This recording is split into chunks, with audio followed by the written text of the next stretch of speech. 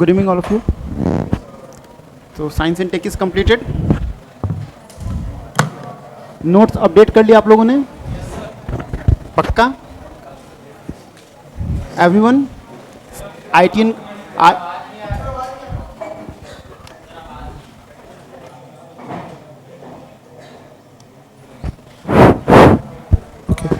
Notes okay?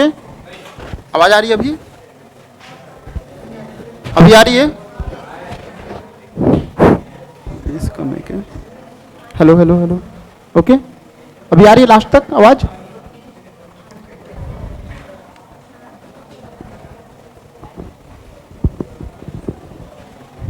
तो science and take के notes updated हो गए आप लोग के?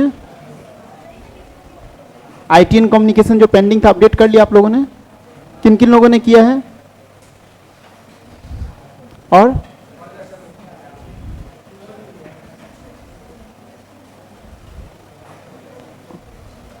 किसने किया? आपने? रेस्ट? आप अपना नोट्स दिखाइए। अच्छा नोट्स आज दूसरा कॉपी से स्टार्ट हो गया। अच्छा चलिए कोई बात नहीं। नोट्स अपडेट देखिए, फाउंडेशन बैच का मतलब भी वही होता है, इस चीज़ को समझिएगा आप लोग। कंफ्यूज होने की जरूरत नहीं है। जो पढ़ाई होती है यूपीएससी की, मेनली फाउंडेशन बैच काफ़ी इंपॉर्टेंट होता है। फिर उसके बाद प्रीलिम्स क्रैश कोर्स अलग अलग इंस्टीट्यूशंस कराते हैं जिसकी जरूरत नहीं पड़ती, या फिर मेंस क्रैश कोर्स होता है। तो फाउंडेशन बैच का मतलब क्या होता है? फाउंडेशन बैच में जितने भी आपके रेस्पेक्टिव चैप्टर्स हैं उसके फाउंडेशन स्ट्रांग होने चाहिए। इस तरीका से जब उसे आप करंट अफेयर से पढ़े तो सारी चीज़ें समझ सके, सारे टेक्निकल एस्पेक्ट्स को समझ सके। उसके बाद ये आपकी रिस्पॉन्सिबिलिटी होती है कि आप जो है मंथली करंट अफेयर अपडेट कीजिए। जो भी बच्चे 2025 को टारगेट कर रहे हैं उनकी रिस्पॉन्सिबिलिटी ये है कि वो अपडेट करें, क्योंकि साइंस एंड टेक में हमेशा याद रखिएगा 10 से 11 क्वेश्चन आते हैं। 10 से 11 क्वेश्चन में से 4 से 5 क्वेश्चन डेफिनेटली आपके करंट अफेयर बेस्ड होंगे, तो करंट अफेयर को मत छोड़िएगा, ठीक है ना? ओके, तो आज हम डिजास्टर मैनेजमेंट स्टार्ट करने वाले हैं, ठीक है? देखिए, डिजास्टर मैनेजमेंट में पहली 3 क्लासेस जो होगी वो नोट्स मेकिंग टाइप होगी, तो प्लीज़ आप लोग नोट्स बनाएं। ऐसा नहीं होना चाहिए कुछ बच्चे पीपीटी से नोट्स बना रहे हैं, कुछ बच्चे देख रहे हैं, वैसा नहीं होना चाहिए। जब पीपीटी ओपन है तो सभी के लिए ओपन है, और अगर आप यहाँ पे 3 घंटा का समय देके आ रहे हैं तो 3 घंटा को यूटिलाइज कीजिए। बाकी बच्चे लिख रहे हैं, अगर आप नहीं लिख रहे हैं तो अल्टीमेटली वो टाइम वेस्ट हो रहा है ना। एक छोटी सी बात मैं बता रहा हूँ, ये आपका सिंसियरिटी लेवल दिखाता है। यूपीएससी एस्पिरेंट्स के बाद याद रखिएगा समय की बहुत किल्लत है, सिलेबस काफ़ी ज़्यादा है, ऐसी कंप्लीट करने में 2 साल मिनिमम लगते हैं, ठीक है ना? तो आप सभी लोग से रिक्वेस्ट ही कर सकता हूँ, क्योंकि 3 दिन जो है नोट्स मेकिंग होंगे, 3 दिन के बाद आप लोग का आंसर राइटिंग स्टार्ट होगा, क्योंकि डिजास्टर मैनेजमेंट से डेफिनेटली 2 क्वेश्चन पूछे जाते हैं, 15-10 2 क्वेश्चन पक्का आते हैं। और इसकी जो मार्किंग होती है, मार्किंग काफ़ी अच्छी होती है, स्कोरिंग काफ़ी होती है, ठीक है ना? तो इसमें 3 दिन की नोट्स मेकिंग होगी आप लोग की, 3 दिन के बाद आंसर राइटिंग स्टार्ट होगा। डिफरेंट केस स्टडीज हम लोग, क्योंकि एग्जामिनेशन में याद रखिएगा क्वेश्चंस वही पूछे जाएंगे जो आपकी न्यूज़ में थे। जैसे इस बार केरला का लैंडस्लाइड है, तो मैक्सिमम पॉसिबिलिटीज है वो आने का, लेकिन आप आंसर को कितना बेहतर तौर से प्रेजेंट कर सकते हैं वो इंपॉर्टेंट है। कितने डिफरेंट फैक्टर्स को आप लिख सकते हैं, कितने केस स्टडीज को लिख सकते हैं, कितने कॉमिटीज को लिख सकते हैं, वनरेबिलिटीज, हजार्ड, रिस्क को किस तरीके से आप मैपिंग कर सकते हैं। इट्स एन ऑल अबाउट आपका आंसर किस तरीके से आप प्रेजेंट करते हैं, the art of answer writing. तो पहली 3 क्लासेस नोट्स मेकिंग होगी, उसके बाद जो 4 क्लासेस होगी 50% क्लासेस आपको पढ़ाया जाएगा, 50% क्लासेस में आप आंसर राइटिंग लिखेंगे, ठीक है ना? वो इसकी क्लासेस इस तरीके से नहीं होगी जैसे साइंस एंड टेक की मैं पढ़ा रहा हूँ, तो यहाँ पे वैसा नहीं है। यहाँ पे आपको आंसर राइटिंग लिखना सीखना पड़ेगा, किस तरीके से लिखते हैं, कि अल्टीमेटली जो आपके क्वेश्चंस पूछे जाएंगे वो क्या होंगे, मेंस में पूछे जाएंगे, प्रीलिम्स में तो इससे कुछ, प्रीलिम्स में तो नहीं पूछा जाएगा। डिजास्टर मैनेजमेंट का क्वेश्चन आता है प्रीलिम्स में क्या? जो आपको डिजास्टर मैनेजमेंट से 2 सेक्शन आपके प्रीलिम्स में लगेंगे, वो सारे क्वेश्चंस आपके आता है एनवायरमेंट के होंगे या तो आपके ज्योग्राफी बेस्ड होंगे। प्रीलिम्स में कुछ भी क्वेश्चंस नहीं आता है। तो मेंस का सिलेक्शन किस बेसिस पे होता है? आंसर राइटिंग पे होता है। तो 3 क्लासेस नोट्स मेकिंग होगी, उसके बाद जितनी भी क्लासेस होंगी उसमें आपको तीनों क्लासेस रिविजन करना है। मैं पहले ही कुछ बता दूंगा, क्लासेस होंगी 50%, उसके बाद उसे आप रिवीजन कीजिएगा। उसके बाद 10 मिनट के अंदर में आप लोग को आंसर लिखना है। फर्स्ट टॉप 10 कॉपीज में इवेलुएट कर लूंगा, मैं पहले बता देता हूं, ठीक है ना? डिजास्टर मैनेजमेंट की क्लासेस ऐसी ही होती है, सिर्फ मैं पढ़ाऊं आप नोट्स बनाओ, उससे कोई यूटिलिटी नहीं है, ठीक है? ओके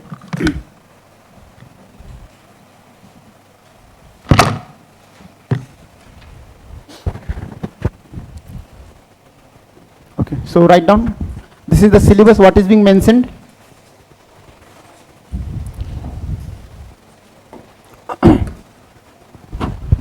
देखिए ये सब पढ़ना क्यों जरूरत है, क्योंकि जब आप आंसर लिखेंगे ना तो टर्म्स होते हैं, हजार्ड क्या है, डिजास्टर क्या है, वल्नरेबिलिटीज क्या है, रिस्क क्या है, कैपेसिटी क्या है, यही सब चीज आप पढ़ के आंसर्स में इनकलकेट करते हैं, ठीक है। सो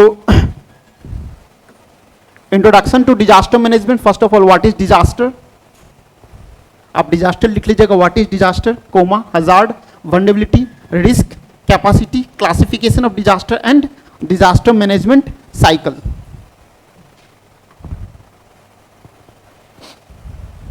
कोई नया बच्चा है क्लास में डेमो के लिए? आपका नाम? ओके।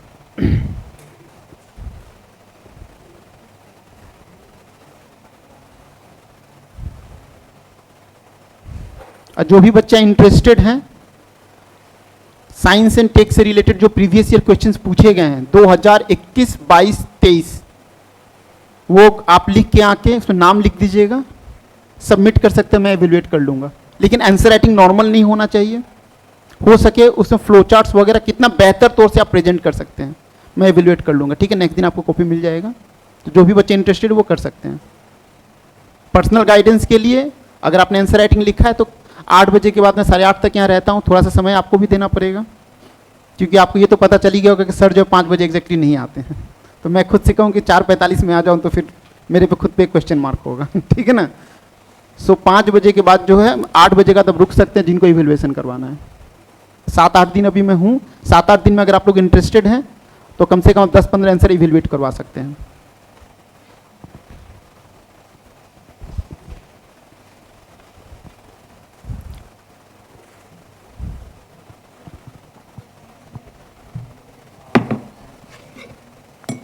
ओके, देन ये भी नोट डाउन कर लिया आपने, disaster management in India, background, national disaster management act 2005, national policy on disaster management 2009, national disaster management plan 2016, disaster management cycle in India.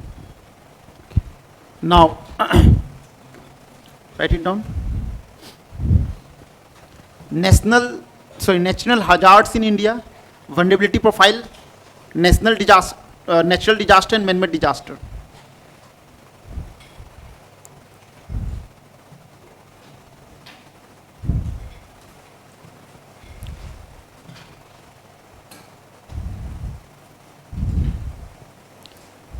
देखिए डिजास्टर के लिए जो कुछ लोग, देखिए हमेशा याद रखिएगा, जैसे आप लोग सभी लोग न्यूज़पेपर पढ़ते हैं ना, ठीक है ना, न्यूज़पेपर पढ़ते हैं, न्यूज़पेपर पढ़ना काफ़ी इंपॉर्टेंट है, लेकिन जैसे मेरा मानना है नोट्स तो बनाइए काफ़ी इंपॉर्टेंट है, लेकिन जो प्रीलिम्स का हम लोग नोट्स बनाते हैं ना, मोर और लेस उसके लिए आपके पास डिफरेंट कोचिंग इंस्टीट्यूशंस का मंथली करंट अफेयर कंपाइलेशंस आपके पास मिलता है, जहाँ पे अप्रोप्रिएट टीम्स काम करती है, इकोनॉमिक्स फैकल्टी होगा, साइंस एंड टेक फैकल्टी होगा, एनवायरमेंट होगा, सभी लोग काम करते हैं, ठीक है ना।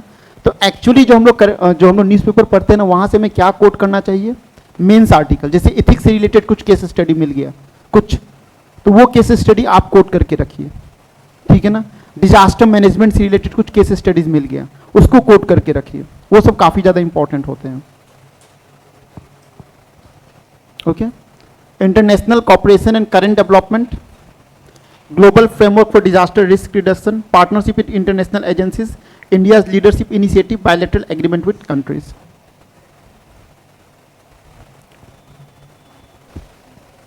इसको नो नीड टू नॉट, इसको लिखने की जरूरत नहीं है, जो भी याद रखिएगा, जो लास्ट 3 इयर्स में जो भी इंपॉर्टेंट डिजास्टर्स हुए हैं उन्हें आपको स्टडी करना है। जैसे आप देख सकते हैं यहाँ पे disaster management act 2005, PM care fund, Kerala floods, flood governance in India, flash flood, oil spill disaster, forest fire, ठीक है ना।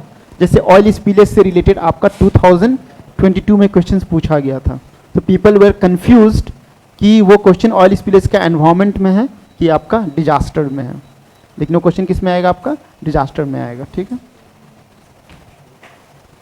ओके, जैसे क्वेश्चंस लिखने की जरूरत नहीं है, ये आपको पीडीएफ मिल जाएगा। जैसे प्रीवियस ये क्वेश्चन, अगर 2017 के क्वेश्चन देखेंगे हम, इन दिसंबर 2004 सुनामी, तो किससे क्वेश्चन पूछा गया था, सुनामी से। कब? In December 2004 tsunami bought havoc and on 14 countries including India discuss the factor responsible for the occurrence of tsunami and its effect on life and economy in light of the guidelines of NDMA National Disaster Management Act 2010 describe the mechanism for the preparedness to reduce risk। ये question किससे related? Tsunami से related है। Question में क्या पूछा गया है? Tsunami क्यों होता है, what are the factors responsible for it, ठीक है ना, उसके इम्पैक्ट्स क्या होंगे सुनामी होंगे तो उसको हम लोग कंट्रोल किस तरीके से कर सकते हैं, और जो है अगर सुनामी किसी रीजन में आता है तो उसका प्रिपेयर्डनेस क्या होगा। आप लोगों ने ज्योग्राफी पढ़ा है? ज्योग्राफी किन किन बच्चों का हो गया?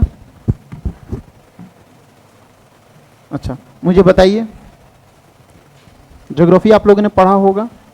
सो किस तरीका से, देखिए सुनामी जो है वो क्यों आता है, what is the factor responsible for it? Tectonic activities. कहां पे? ठीक है, तो वहां से क्या आता है आपका? सुनामीज आते हैं, ठीक है ना। उसको कंट्रोल किस तरीका से कर सकते हैं?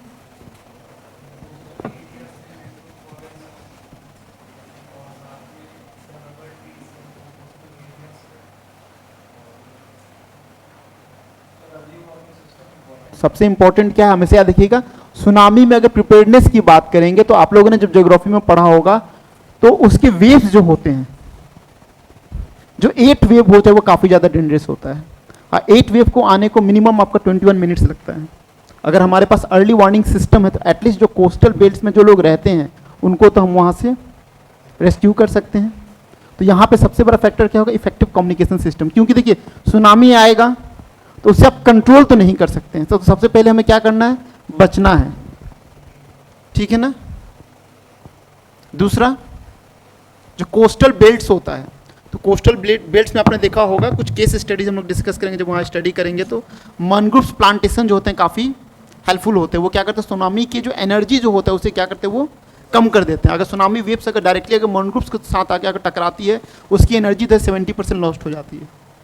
तो जितना ज़्यादा हो सके आप प्लांटेशन करें। उस प्लांटेशन के साथ में जो है आप इकोनॉमी को भी जोड़ सकते हैं। किस तरीका से? जैसे मैनग्रोव्स प्लांटेशन करते हैं, ठीक है ना। कोस्टल बेल्ट में सबसे अधिक खेती किसकी होती है? कोकोनट। कोकोनट की होती है, ठीक है। कोकोनट से हमें क्या मिलता है? ऑयल मिलता है। जो एरिया जो है, मान के चलिए, जैसे मान के चलिए कोस्टल बेल्ट है, दैट इज मोर प्रोन और मोर वनरेबल टुवर्ड्स सुनामी, वहां पे आप जो है कोकोनट प्लांटेशन कर सकते हैं। कोकोनट प्लांटेशन कीजिएगा तो उसका 2 फायदा है। पहला फायदा क्या होगा? सुनामी वेव्स को वो रोकेगा, तो वो डिजास्टर मिटिगेशन में हेल्प करेगा, डिजास्टर प्रिपेयर्डनेस में हेल्प करेगा, और साथ साथ कि वहाँ की जो लोकल कम्युनिटीज जो होती है उनको एक इकोनॉमिक एक्टिविटीज मिल जाएगा, कहीं ना कहीं वहाँ से इकोनॉमी की ग्रोथ होगी, ठीक है ना। तो आंसर को इस तरीका से लिखना चाहिए हमें, ठीक है। दूसरा क्वेश्चन क्या है? Describe various measure taken in India for disaster risk reduction before and after signing Sendai framework of 2015 से लेकर 2023। How is this framework different from the Hyogo framework for action, ठीक है ना। ये काफ़ी टेक्निकल क्वेश्चन है, तो यहाँ पे जब हम स्टडी करेंगे तो वो समझ पाएंगे। Now vulnerability is an essential element for defining disaster impacts and its threat to people. How, in what way can vulnerability to disaster be characterized? Discuss different type of vulnerability with reference to disaster. 2019 में ये question पूछा गया, इसलिए जो पहला 3 chapters है वहाँ पे जब हम लोग पढ़ेंगे तो इन सारी चीज़ों को पढ़ेंगे कि डिजास्टर जो है, हजार्ड्स क्या होता है, how hazard is different from disaster, vulnerability क्या होता है, डिजास्टर रिस्क क्या होता है, इन सारी चीज़ों को हम आज स्टडी करेंगे। Disaster preparedness is the first step in any disaster management process. Explain how hazard zonation mapping will helpful in disaster mitigation in the case of landslides. अभी जो लैंडस्लाइड्स हुआ था आप लोगों ने पढ़ा होगा, कहाँ पे? केरला में हुआ था, ठीक है ना।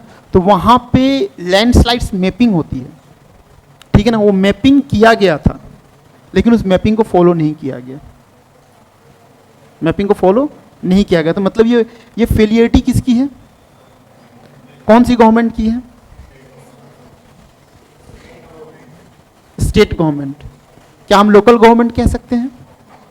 सबसे इंपॉर्टेंट यहाँ पे बॉटम टू टॉप अप्रोच देखिए, बॉटम टू टॉप अप्रोच। अगर जो लोकल गवर्नमेंट जो है, ग्राम सभा की बात कीजिए, पंचायत की बात कीजिए, है ना, अगर वो या म्यूनसिपैलिटीज में, तो वो लोकल गवर्नमेंट है।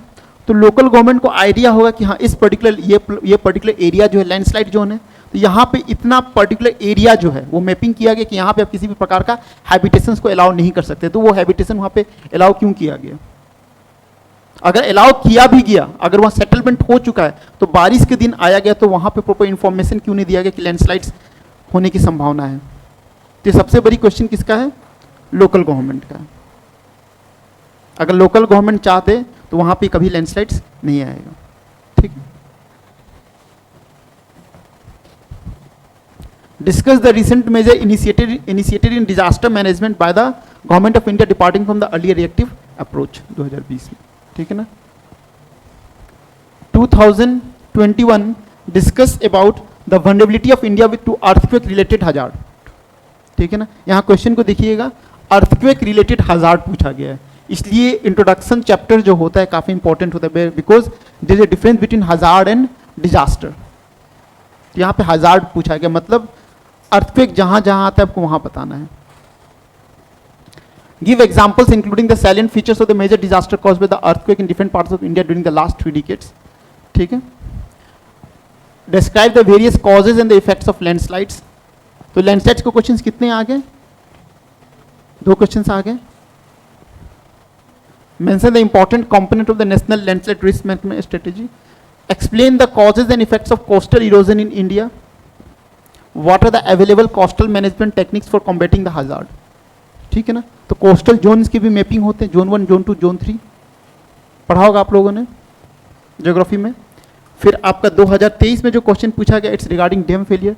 Dam failure are always catastrophic specially on the downstream side resulting in an colossal loss of life and property. Analyze the various causes of dam failure.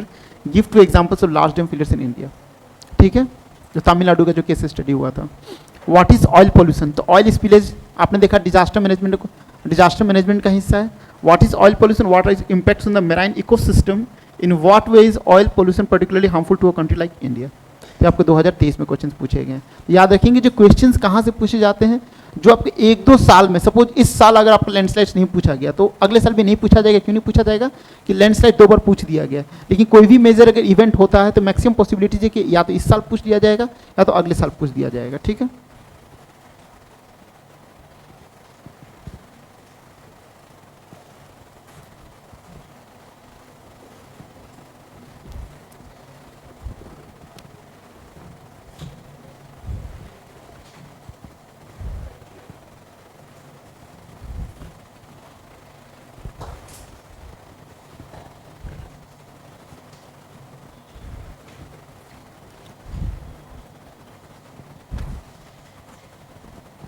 Write it down. First one, introduction to disaster management and disaster management cycle.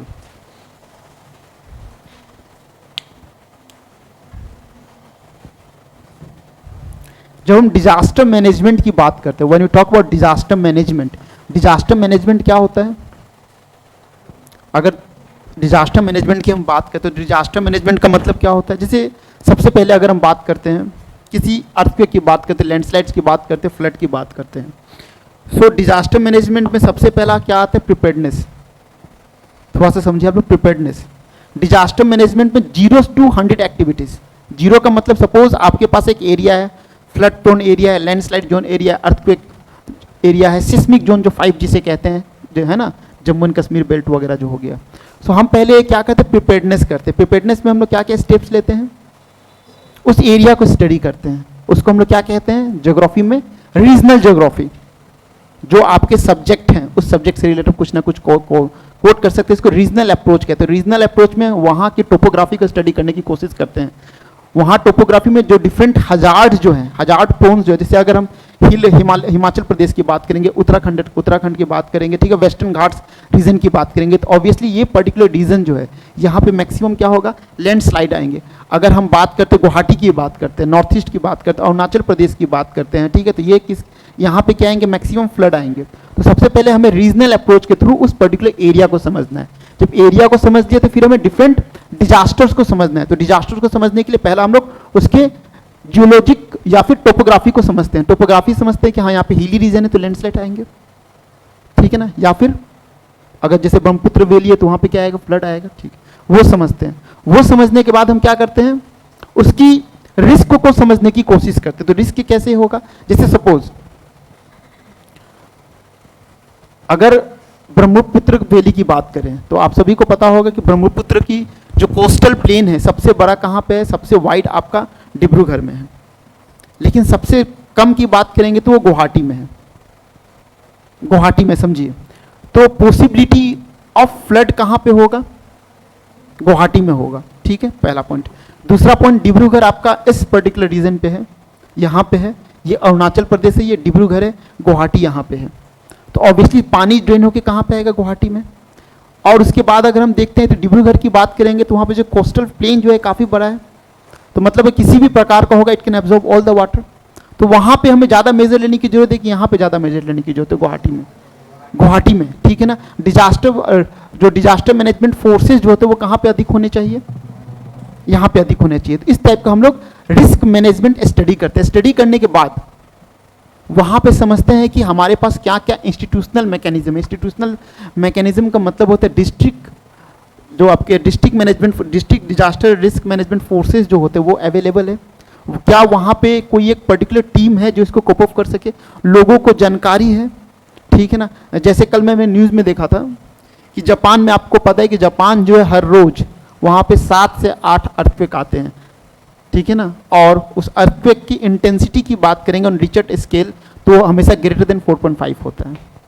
तो Japan के घर किस तरीक़ा से बने होते हैं, Japan के जो घर बने होते हैं उसमें ये प्रोविज़न होता है कि बाई चांस की बात है किसी भी प्रकार का अगर अटैक आएगा तो वापस से उन लोग क्या करते हैं, उसको जोड़ देते हैं।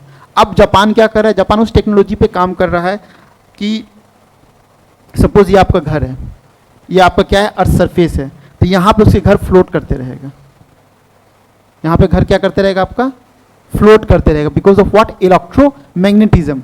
ये जो सरफेस होगा वो नॉर्थ पोल होगा और यहाँ पे भी क्या रहेगा, सरफेस नॉर्थ पोल रहेगा। इसको हम लोग क्या कहते हैं, मैग्नेटिक लेविटेशन कहते हैं। क्या कहते हैं, मैग्नेटिक लेविटेशन कहते हैं, ठीक है ना। तो ये जो घर बने, अब जो है मैग्नेटिक लेविटेशन कंसेप्ट पे आपका घर का डेवलपमेंट होगा। उससे क्या होगा, कितने भी अर्थक्वेक आए घर को कोई फर्क नहीं पड़ने वाला, लेकिन वो काफ़ी ज़्यादा कॉस्टली होगा। तो ये भी आप एक कोट कर सकते हैं, है ना, कि जैसे मान के चलिए कि अर्थक्वेक, जो अर्थक्वेक जोन जो है जहाँ काफ़ी ज़्यादा अर्थक्वेक आता है, अर्थक्वेक जोन की बात करेंगे तो अपनी सिस्मिक वनडेबिलिटी जो की गई थी, तो अर्थक्वेक जो 5 जोन जो है, जोन 5 जो है जहाँ पे काफ़ी ज़्यादा मात्रा में अर्थक्वेक वगैरह आते हैं, ठीक है ना, वहाँ पे आप जो है हाउस का डेवलपमेंट इस तरीके से कर सकते हैं।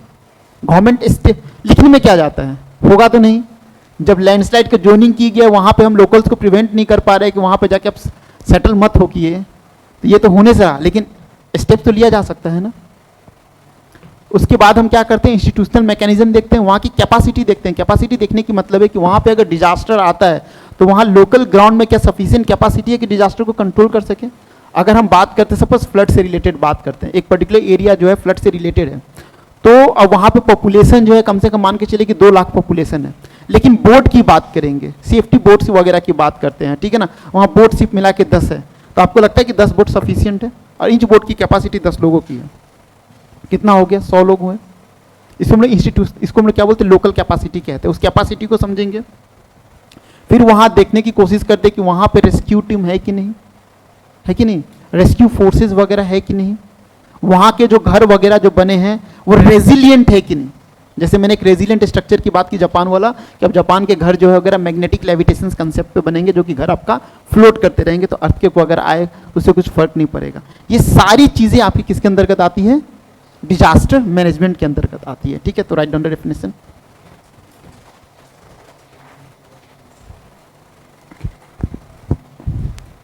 Now what is disaster,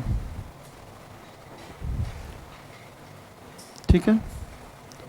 so a disaster is a sudden unexpected event that seriously disrupt a community or social ability to function, resulting in widespread losses and impact. These losses can be human, material, economic and environmental, and can include death, injuries, disease, destruction of physical assets. Disaster can be immediate or unlocalized, and they can be widespread and long lasting. Disaster can be caused by natural, man-made or technological hazards, ठीक है ना।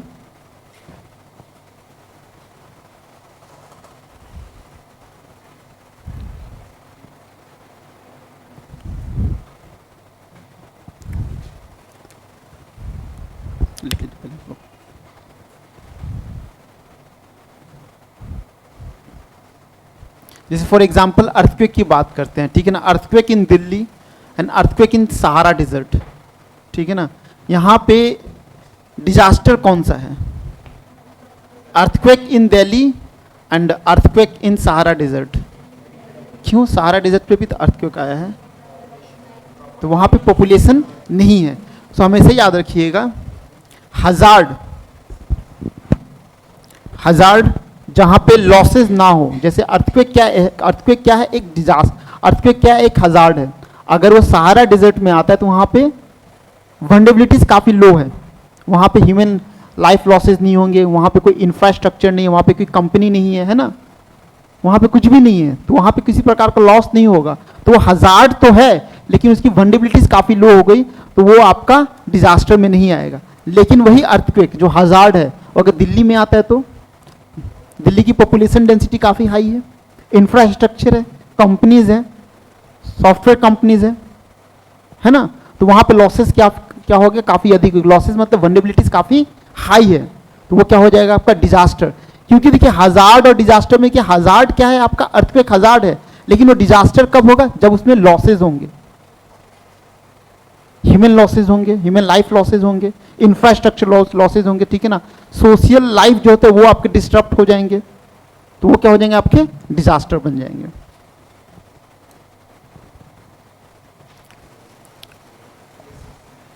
हो गया सभी का? Now already हम discuss कर चुके हैं, just a moment, hazard discuss कर चुके हैं हम लोग, लिख लीजिए।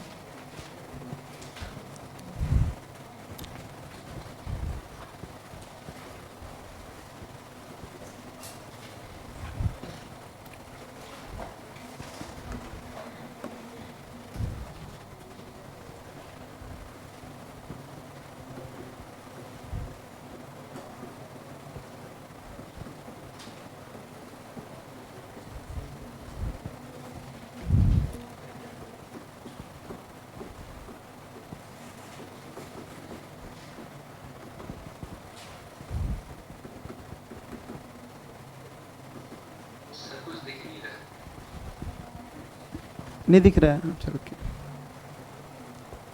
अच्छा लिख लीजिए आप लोग।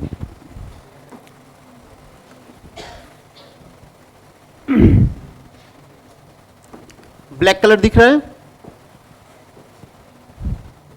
ब्लैक दिख रहा है?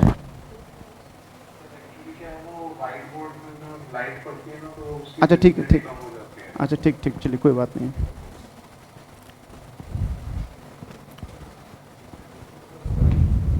लिख लीजिए आप लोग।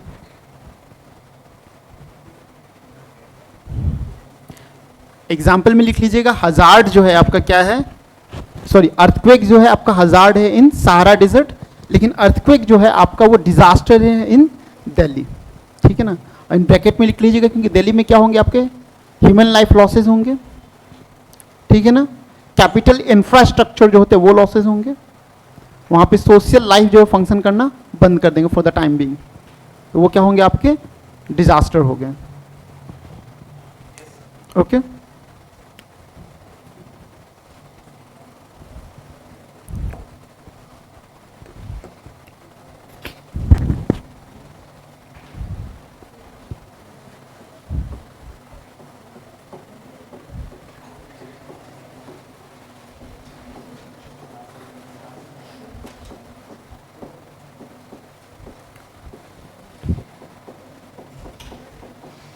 ओके, रिस्क इक्वल्स टू क्या है? Hazard into vulnerabilities. For example सबसे पहला केस स्टडी हम कोट करते हैं, सपोज अर्थक्वेक,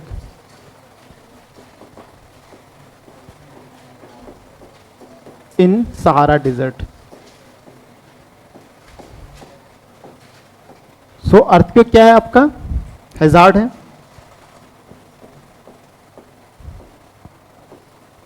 ठीक है ना। अब सहारा डिजर्ट तो यहाँ वल्नरेबिलिटीज क्या होगा?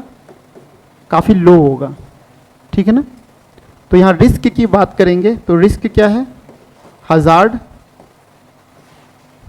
इंटू वल्नरेबिलिटीज काफी लो हो गया, तो रिस्क क्या होगा?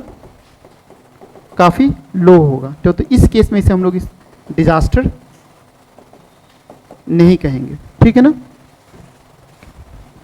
सेकेंड केस स्टडीज,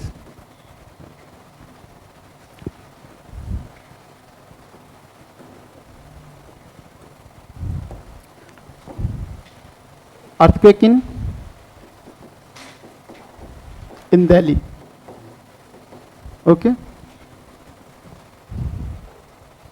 सो यहाँ पे क्या है, अगर दिल्ली की बात करेंगे तो सबसे पहला फैक्टर क्या है, पॉपुलेशन डेंसिटी काफ़ी हाई है। पॉपुलेशन डेंसिटी जो है काफ़ी हाई है। हम लोग यहाँ पॉपुलेशन डेंसिटी क्यों लिख रहे हैं, क्योंकि डिजास्टर जो है उसे हम लोग कैसे पहचानते हैं, उसके इम्पैक्ट से। अब मैक्सिमम इम्पैक्ट जो होते हैं वो किस पे देखे जाते हैं, ह्यूमन लाइफ्स पे। कोई भी जो डिजास्टर की इंटेंसिटी हम लोग मेजरमेंट करते हैं, उसे सबसे पहला फैक्टर हम लोग क्या कोट करते हैं, ह्यूमन लाइफ से कितने लोगों की डेथ हुई है, क्योंकि वो आप जो है वापस लेके नहीं आ सकते हैं, ठीक है ना, इरिवर्सिबल प्रोसेस है। सेकेंड हम लोग क्या देखते हैं, कैपिटल इंफ्रास्ट्रक्चर कितना लॉस हुआ है, ठीक है ना। फिर भी हम लोग कैपिटल इंफ्रास्ट्रक्चर को फंडिंग्स के थ्रू जो होता है, गवर्नमेंट्स फंड्स वगैरह रिलीज करके उससे तो हम लोग वापस से डेवलप कर सकते हैं। तो डेवलपमेंट करने की कोशिश करेंगे तो कोशिश करेंगे वहाँ पे रेजिलिएंट इंफ्रास्ट्रक्चर का डेवलपमेंट हो। लेकिन यहाँ पे पॉपुलेशन डेंसिटी काफ़ी अधिक है। पॉपुलेशन डेंसिटी का मतलब वल्नरेबिलिटी जो है काफ़ी अधिक होगा, ठीक है ना। मतलब यहाँ पे पॉसिबिलिटीज क्या है,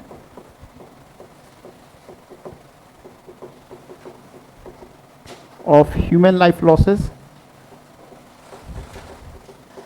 लॉसेस जो है काफ़ी अधिक है, ठीक है ना। उसके बाद दिल्ली क्या है, नेशनल कैपिटल है आपका।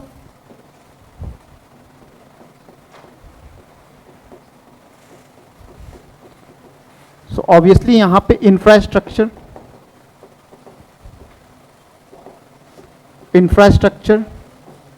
इंडस्ट्री ये सब काफी अधिक है, तो ये भी लॉस होंगे, ठीक है ना। उसके बाद अगर हम कोस्टल बेल्ट की बात करते हैं या फिर किसी विलेज वगैरह की बात करते हैं, वहाँ पे किसी भी प्रकार का डिजास्टर होता है, तो जो अगर एनवायरमेंट इम्पैक्ट की बात करेंगे तो वहाँ पे एनवायरमेंट इम्पैक्ट को हम लोग रिकवर कर सकते हैं, लेकिन दिल्ली में इट इज़ वेरी डिफिकल्ट। तो यहाँ पे जो एनवायरमेंटल लॉस होगा वो भी लॉस होगा, उसे भी हम लोग जो है काफ़ी अधिक मात्रा में होगा। तो यहाँ पर रिस्क की बात करेंगे तो सेम हज़ार्ड तो आपका सेम है, हज़ार्ड तो आपका अर्थक्वेक सेम ही है, लेकिन यहाँ वल्नरेबिलिटीज जो है वो काफ़ी अधिक है। इसके कारण से रिस्क जो है काफ़ी अधिक है। तो ये हम लोग किसमें कैटेगराइज करेंगे, डिजास्टर के अंदर कैटेगराइज करेंगे।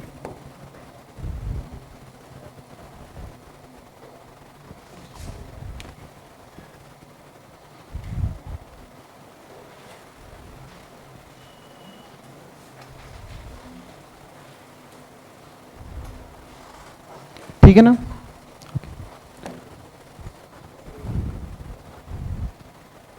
हो गया।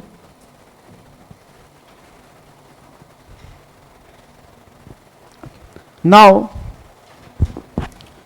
थर्ड केस स्टडीज में earthquake in western Ghat in rainy season.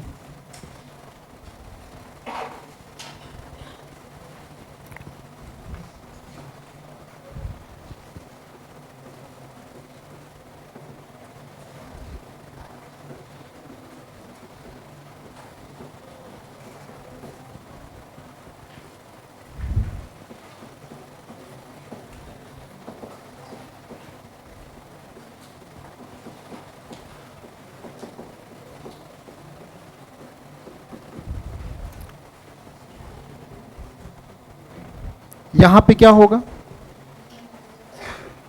Earthquake in western Ghat in rainy season.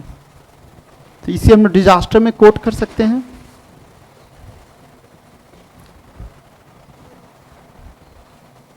Depend करता है कि वो अर्थक्वेक जो है आपका कहाँ आ रहा है। अगर बाई चांस की बात है, काफ़ी स्पार्सली पॉपुलेटेड एरिया है, वहाँ पे आ रहा, तो चलिए वी कैन, हम उसे नेचुरल हजार्ड तक ही सीमित रख देंगे। लेकिन काफ़ी जो है डेंसली पॉपुलेटेड एरिया है, देन उसे हम लोग डिजास्टर में कोट करेंगे। उतना ज़्यादा डेंसली तो नहीं होगा, लेकिन अगर इस पर्टिकुलर रीजन में अगर आपका अर्थक्वेक आता है तो आपका सेकेंडरी हजार्ड को एक्टिवेट करेगा, जो कि क्या है, लैंडस्लाइड। ठीक है ना। तो यहाँ पे अगर हम बात करेंगे तो यहाँ पे फिर आपको दो कैटेगराइज करना पड़ेगा, ठीक है ना, on the basis of population density. Population density, ठीक है ना। और ये जो याद रखेंगे, it will trigger secondary hazard, जो कि लैंडस्लाइड है।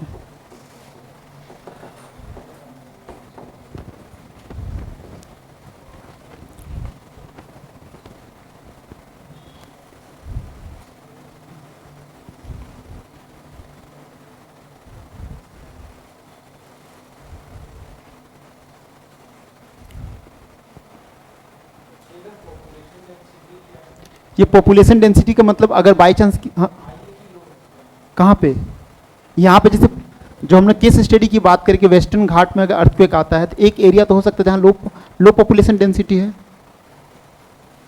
जहाँ पे क्या है, काफ़ी लो पॉपुलेशन डेंसिटी है।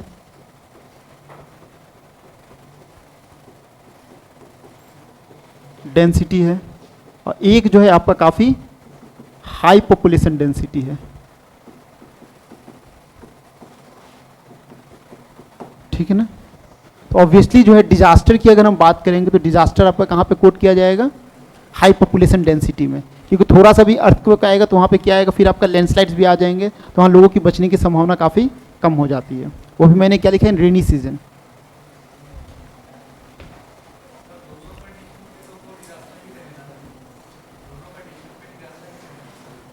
क्या चीज़,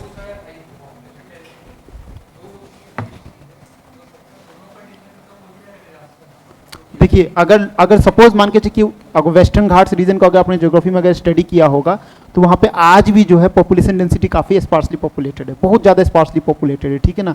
हाँ, केरला की जो मलाड रीजन की बात करेंगे दैट इज़ आपका डिफरेंट केस स्टडीज़ है। ठीक है। तो यहाँ पे अगर बाई चांस तो पॉपुलेशन डेंसिटी एकदम काफ़ी लो है, वहाँ पे सिर्फ ट्राइबल्स लोग रहते हैं। सपोज ट्राइबल्स लोग रहते हैं तो ट्राइबल्स लोग जो है वो ट्रेडिशनल प्रैक्टिस के थ्रू अपने आप को सेव कर लेते हैं। आपको पता होगा ट्रेडिशनल प्रैक्टिस के कारण आज भी जो आपके ट्राइबल्स लोग रहते हैं वो लैंडस्लाइड से प्रभावित नहीं होते हैं। तो वहां हो सकता है कि आपका हजार्ड हो, डिजास्टर हो, डिपेंडिंग अपॉन द लॉसेस कितना हो रहा है। ठीक है ना, पहला पॉइंट। दूसरा पॉइंट कि अगर यहाँ पे पॉपुलेशन डेंसिटी काफ़ी लो होगी तो वहाँ पे हाउसेस कंस्ट्रक्शन वगैरह काफ़ी कम किए होंगे। हाउसेस कंस्ट्रक्शन काफ़ी कम किए होंगे, इसका मतलब क्या, हम लोगों ने एनवायरमेंट के साथ छेड़छाड़ काफ़ी कम किया है। तो वहाँ पे फॉरेस्ट आज भी डेवलपमेंट होगा। आज जहाँ फॉरेस्ट डेवलपमेंट होगा, फॉरेस्ट के रूट जो होते हैं वो सॉइल को बाइंड करके रखते हैं, तो वहाँ पे लैंडस्लाइड ट्रिगर नहीं होगा। ठीक है ना। जो उत्तराखंड एक मूवी आई थी, क्या नाम था उसका, शशांक, केदारनाथ, आपने देखा होगा। तो हर एक एरिया की अपनी कैपेसिटी होती है। एक पर्टिकुलर जैसे मान के चलिए कि जो छत बना हुआ है हम लोग का, घर का छत को कंसीडर कीजिए। ठीक है ना, घर का छत है तो घर की छत की भी कैपेसिटी होती है ना। आप 3 फ्लोर जा सकते हैं, चौथा फ्लोर गवर्नमेंट क्यों नहीं अलाउ करती है, 4th फ्लोर। अगर किसी बिल्डिंग का डेवलपमेंट होना है, ठीक है ना, तो जब पास किया जाता है तो मतलब मान के चलिए कि 25th फ्लोर 26th फ्लोर का उसका बिल पास होता है, तो वहाँ पे उसका मटेरियल भी उसी प्रकार का इस्तेमाल होता है। नॉर्मल जो घर बनवाते हैं वहाँ पे उसी प्रकार का सरिया का इस्तेमाल किया जाता है। तो उसकी कैपेसिटी सिर्फ 3rd फ्लोर तक ही है, 4th फ्लोर बनाइएगा देन वो फंस जाएगा। उसी प्रकार से आप नेचुरल इकोसिस्टम की बात करते हैं, वहाँ पे भी एक नेचुरल कैपेसिटी होती है। उस कैपेसिटी में उतने ही पॉपुलेशन रह सकते हैं। अगर पॉपुलेशन ज़्यादा होंगे तो क्या होगा, घर की जरूरत पड़ेगी, फिर स्कूल्स की जरूरत पड़ेगी, फिर कॉलेज की जरूरत पड़ेगी, फिर बसेस, बाइक, फिर होटल, रेस्टोरेंट, तो सभी चीज़ का डेवलपमेंट होना शुरू हो जाएगा। उस डेवलपमेंट करने के लिए आप क्या कीजिएगा, है तो वो हिली टेरेन, वहाँ से फॉरेस्ट को कट कीजिएगा, फिर डेवलपमेंट कीजिएगा, तो जो नेचुरल हजार्ड जो है वहाँ पे वो डिजास्टर हो जाएगा। ठीक है ना।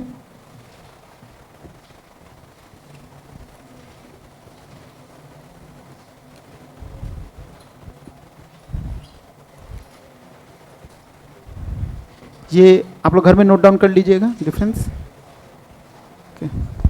वनरेबिलिटी,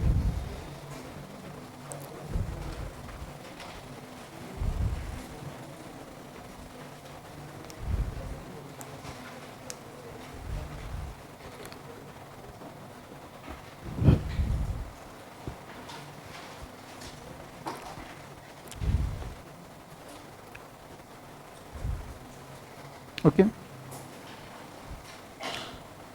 वल्नरेबिलिटी हम ऑलरेडी डिस्कस कर चुके हैं। जैसे एक एग्जांपल हम लोगों ने डिस्कस किया वेस्टर्न घाट्स में, तो एक तरफ क्या है आपका लो पॉपुलेशन डेंसिटी, एक तरफ क्या पॉपुलेशन डेंसिटी काफ़ी हाई है। लो पॉपुलेशन डेंसिटी का मतलब, अब उस लो पॉपुलेशन डेंसिटी में भी हम लोग जो है वहाँ के लोकल ट्राइब्स को कंसीडर कर रहे हैं। तो लोकल ट्राइब्स होंगे, तो लोकल ट्राइब्स कभी भी जो है आपके फॉरेस्ट को डिस्ट्रॉय नहीं करते, मतलब फॉरेस्ट जो है आज भी इंटैक्ट कंडीशन में है। जब फॉरेस्ट को वगैरह को कट नहीं किया आपने, तो फॉरेस्ट के कारण क्या होता है, फॉरेस्ट के जो आपने पढ़ा होगा ज्योग्राफी में, जो रूट्स वगैरह जो होते हैं सॉइल को बाइंड करके रखते हैं, मतलब लैंडस्लाइड्स नहीं होंगे। लैंडस्लाइड मतलब आपको क्या था, सेकेंडरी हजार्ड था, ठीक है ना। और उस प्रॉपर इकोसिस्टम का जो बियरिंग कैपेसिटी है एज इट इज मेंटेन रहेगा, तो वहाँ पे वल्नरेबिलिटीज काफ़ी लो है। एनवायरमेंटल लॉसेस भी नहीं होंगे और वहाँ पे पॉपुलेशन डेंसिटी भी नहीं है।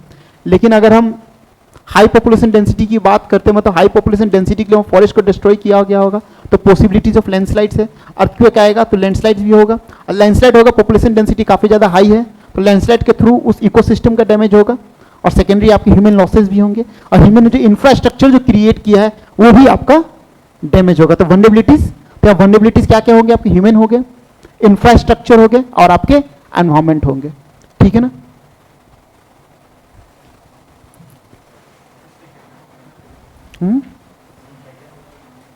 मैंने केस स्टडी समझाया ना अभी आपको,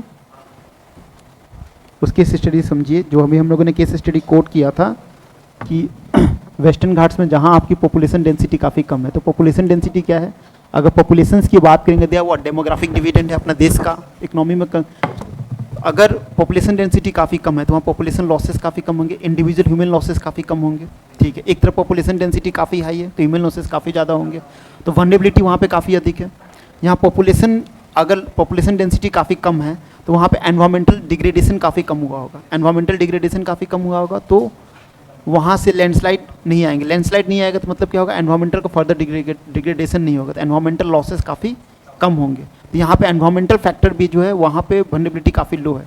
लेकिन दूसरे साइड पॉपुलेशन डेंसिटी काफ़ी ज़्यादा है, तो infrastructure, school, colleges, petrol pump वगैरह सभी चीज़ का डेवलपमेंट हुआ है, तो वो सारी किस में आएंगे, इंफ्रास्ट्रक्चर के अंदर आएंगे, तो वो भी डैमेज होंगे, और एनवायरमेंट तो डैमेज होगा ही होगा। तो ये सारे फैक्टर्स किस में आते हैं, वल्नरेबिलिटीज़ में आते हैं।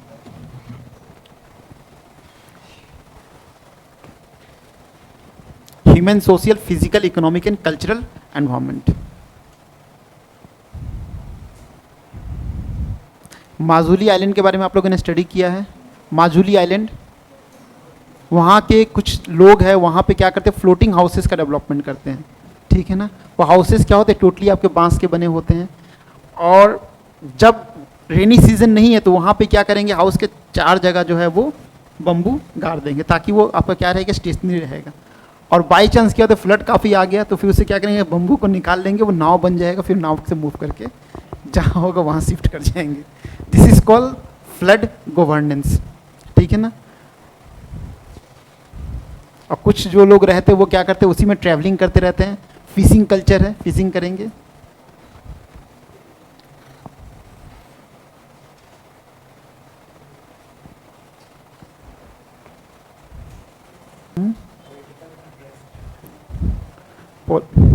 पॉलिटिकल अनरेस्ट मतलब होता है कि जब कुछ लैंडस्लाइड्स वगैरह होते हैं तो बीजेपी कांग्रेस को ब्लेम करेगी, कांग्रेस जो है बीजेपी को ब्लेम करेगी। आपको पता है जो हिमाचल प्रदेश वगैरह में लैंडस्लाइड्स वगैरह आते हैं, वहाँ के लोकल लोग जो वहाँ वहीं के हैं उनकी कभी जान नहीं जाती है। हम लोग जैसे लोग जो वहाँ चले जाते हैं, सेटल हो जाते हैं, ठीक है ना, कि उन लोग को अच्छी तरीके से आइडिया होता है। जैसे मैं असम में रहा हूँ तो वहाँ की घर का डेवलपमेंट, जब फ्लड आना आम बात है, वहाँ पे आम बात है, मतलब हर साल आपको 10-15 दिन उस फ्लडी कंडीशंस में रहना ही पड़ेगा। तो वहाँ के लोग जो हैं, सभी लोगों के पास बोट वगैरह रहते हैं। जब फ्लड आता है तो उन लोग क्या करते हैं, वहाँ बांध पानी कहते हैं हम लोग। तो बांध पानी का मतलब होता है कि जब बांध पानी अधिक होगा तो उन लोग क्या करेंगे, खेती करेंगे। किसका खेती करेंगे, आपका धान की खेती करते हैं। तो धान की भी खेती में एक अलग ही वैरायटी होती है, जो पानी में डूबे भी रहे वो 28 दिन तक पानी में डूबे रह सकते हैं, फिर वो जो है वापस ग्रो कर सकती है, ठीक है ना।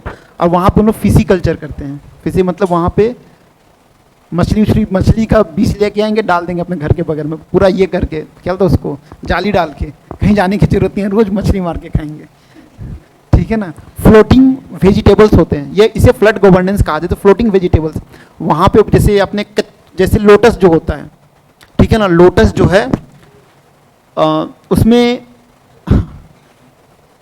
फ्लो जो लीव्स होते हैं ना लोटस के, उसमें एरेंचाइमा टिश्यू होता है, एक टिश्यू जैसे एपिथेलियल टिश्यू है ना, उस लोटस के लीफ के ऊपर में एरेंचाइमा टिश्यू होता है, मतलब वो उसमें हमेशा एयर भरा रहता है टिश्यू के पोर्स में, इसी कारण से वो फ्लोट करते रहता है, ठीक है ना। उसी प्रकार के वहाँ पे डिफरेंट वेजिटेबल्स होते हैं, तो वो वेजिटेबल्स में भी एरेंचाइमा टिश्यू काफ़ी अधिक होते हैं, मतलब उन लोगों को पहले से अंदाजा हो जाता है, तो वो फिर वो क्या करते हैं, छीट देते हैं। तो वो वेजिटेबल्स हो गए, उसके अंदर फिर वो मछली डाल देते हैं, तो घर से उनको बाहर निकलने की ज़रूरत ही नहीं है। उनका फिर ज़्यादा अगर पानी आ जाए तो घर में घर जो बने होते हैं कुछ कुछ, वो पूरी तरीके से बम्बू प्लेटफॉर्म पे बने होते हैं, वहाँ पे कील बड़े बड़े बम्बूस लगे, उस बम्बूस को निकाल लेते हैं, फिर जहाँ लेके जाना है मूव करके लेके चले जाओ। तो उसे हम लोग क्या कहते हैं, फ्लड गवर्नेंस कहते हैं। फिर जब फ्लड खत्म हो जाएगा तो फिर अपने जगह पे वो आके सेटल हो जाएंगे।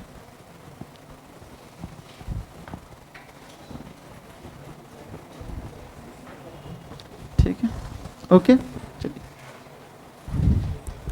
Vulnerability profile of India.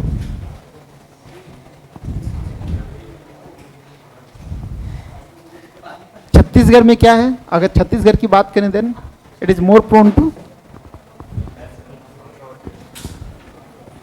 यहां पे अगर वल्नरेबिलिटी प्रोफाइल की बात करें देन कितना,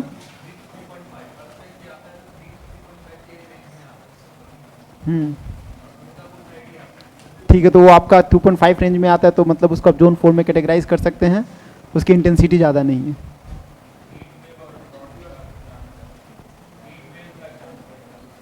और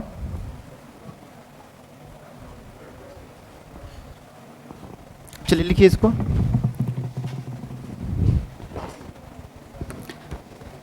India is vulnerable in varying degrees to a large number of disaster. Around 59% of the land mass is prone to earthquake. ठीक है, to moderate to very high intensity, 12% of its land is prone to floods and river erosion, and close to 5,700 kilometers out of this coastal line is prone to cyclones and tsunamis, and 68% of its cultivable area is vulnerable to drought.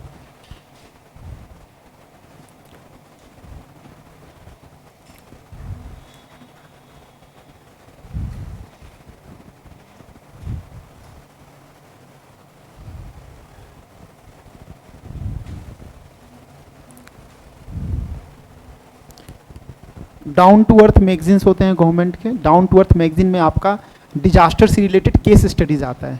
जैसे हमने जो अभी चीज़ discuss किया, ये आपका 2021 का down to अर्थ जून जुलाई में mention किया था, that is called the flood governance. आज के अगर हम पर्टिकुलरली एक पर्टिकुलर एरिया की बात करें जहां हर साल फ्लड आना है, तो उसमें मिटिगेशन स्ट्रेटेजीज हम कितने लगाएंगे? बेहतर है कि उसको यूटिलाइज करना शुरू कर दें, तो उसको हम लोग क्या कहते हैं, फ्लड गवर्नेंस कहते हैं। तो डाउन टू अर्थ आप पढ़िएगा, वहाँ पे आपको अच्छे अच्छे केस स्टडीज मिल जाएंगे। प्राइवेट ही है, लेकिन जैसे योजना हो गया कुरुक्षेत्र हो गया, डाउन टू अर्थ हो गया। योजना कुरुक्षेत्र गवर्नमेंट का है, डाउन टू अर्थ आपके प्राइवेट है, लेकिन वहाँ पे एनवायरनमेंट से रिलेटेड, ज्योग्राफी जिनका ऑप्शनल है, और डिजास्टर मैनेजमेंट से रिलेटेड काफ़ी अच्छे केस स्टडीज आते हैं। बेसिकली डाउन टू अर्थ वो बच्चे पढ़ते हैं जिनका ज्योग्राफी ऑप्शनल रहता है, geography for you and down to earth.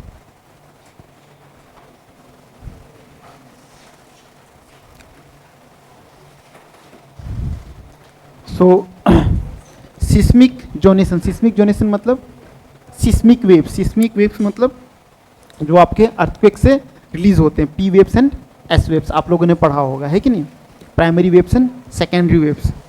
So mainly earthquake होने का सबसे बड़ा फैक्टर क्या है, मूवमेंट ऑफ टेक्टोनिक प्लेट्स।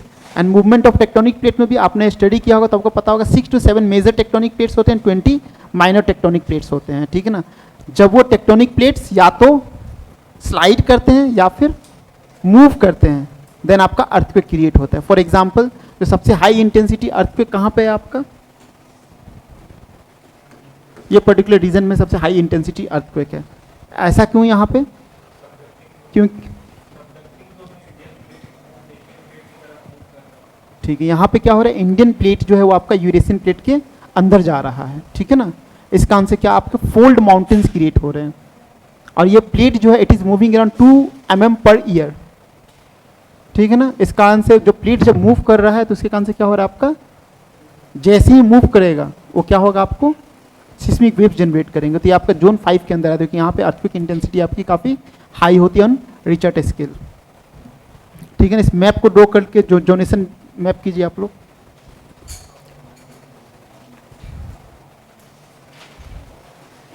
तो ये जो रीजन जो है, इस पर्टिकुलर रीजन की अगर हम बात करेंगे, ये जो रीजन आप जो देख रहे हैं, ये रीजन किस में आता है, जोन 5 और जोन 4 में आता है। ठीक है ना,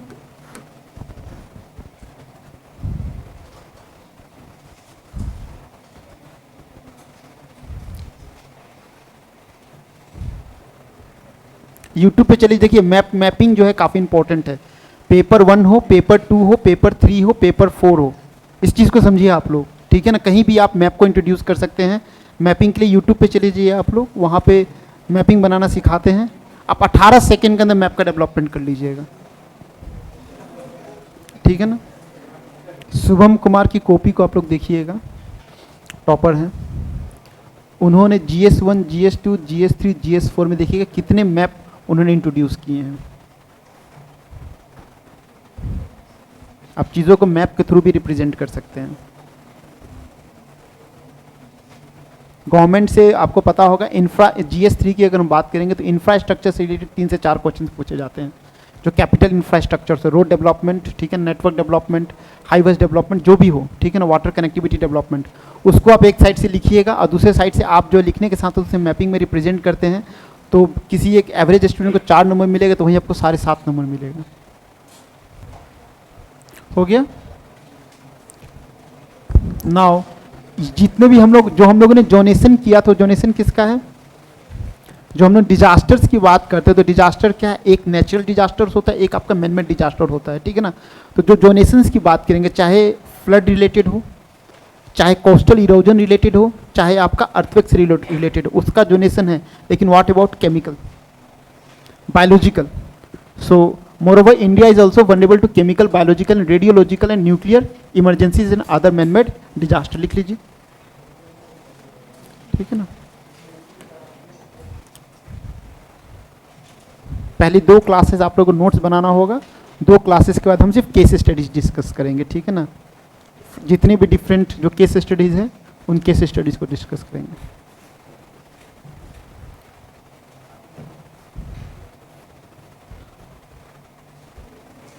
PPTs आप लोगों को मिल जाएंगे, शायद मैंने भेज दिया है। ओके, हो गया सभी का? एक क्वेश्चन लिखिए।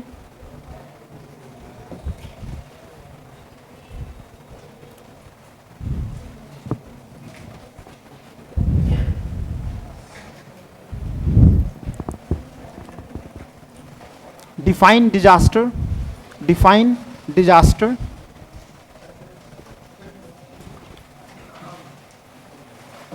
Define disaster. Discuss the various vulnerabilities.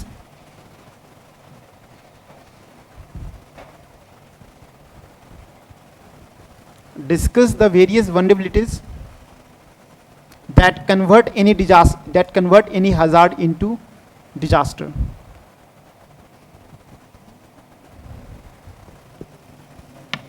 That convert any hazard into disaster. ठीक है ना, आप डेफिनेशंस के लिए पढ़ सकते हैं, but you have to use your own words. You have to discuss the different vulnerabilities, better to quote with certain example, better to represent the same thing on India map. ठीक है ना, use your IQ। Okay, चलिए लिखिए।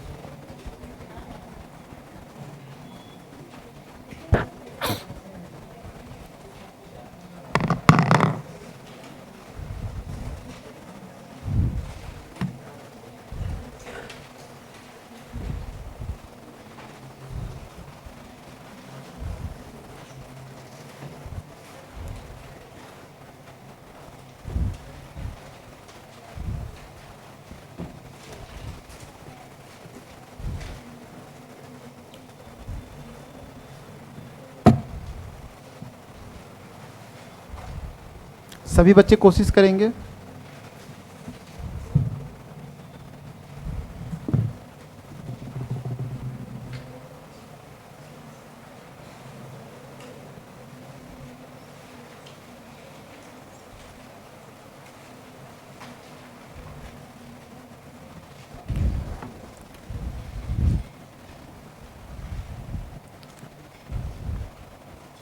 Answers को properly synchronise करके लिखिएगा. Take your time 10 to 15 minutes, लेकिन answer को प्रॉपर्ली सिंक्रोनाइज करके लिखिएगा.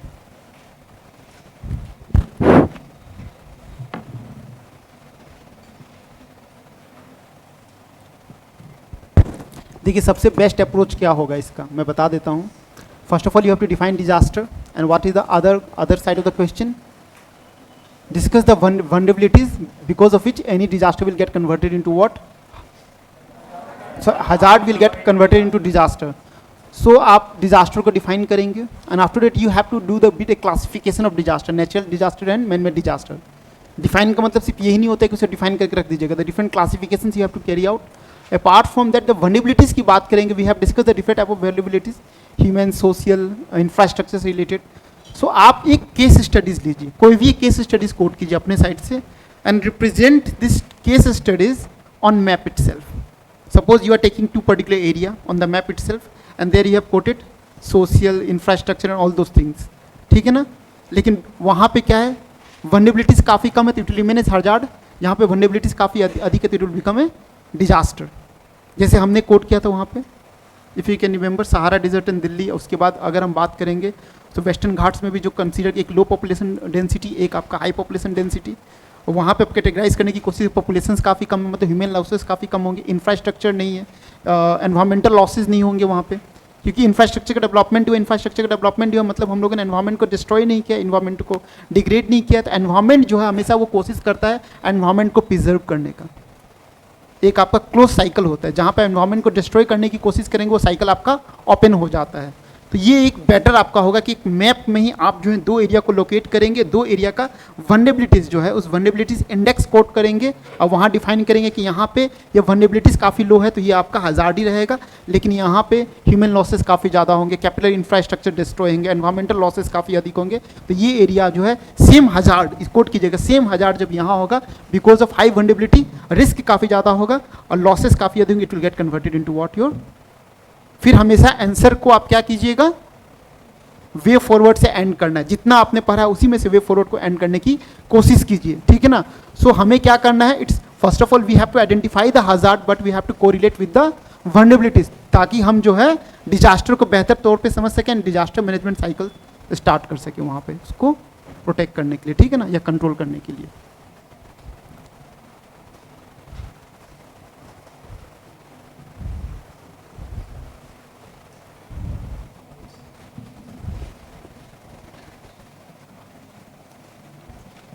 ठीक है ना. अपनी थोड़े हैंड राइटिंग पे काम कीजिए और इस तरीके से कभी नहीं लिखा जाता. ये क्या है, ये कभी पॉइंट्स मत लिखिए, ऐसा कुछ नहीं लिखिएगा पॉइंट. ठीक है ना, डोंट राइट इट. इस पॉइंट का मतलब होता है कि आंसर्स जो क्वेश्चन पूछे गए हैं वो आपके सिंक्रोनाइज्ड होने चाहिए.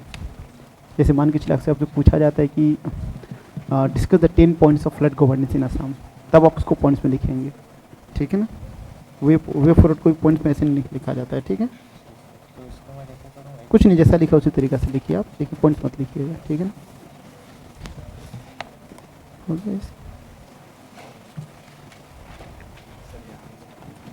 कहाँ से,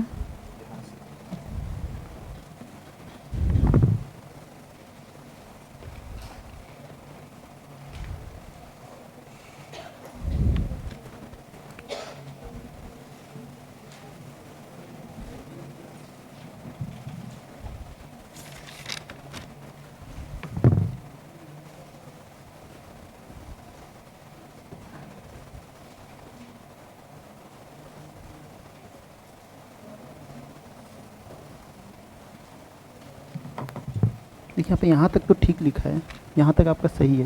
देखिए मैंने क्या पूछा था आपसे, हज़ार्ड कैसे आपका डिजास्टर में कन्वर्ट होता है, तो आपने लिखा साइक्लोन्स. ठीक है ना, साइक्लोन.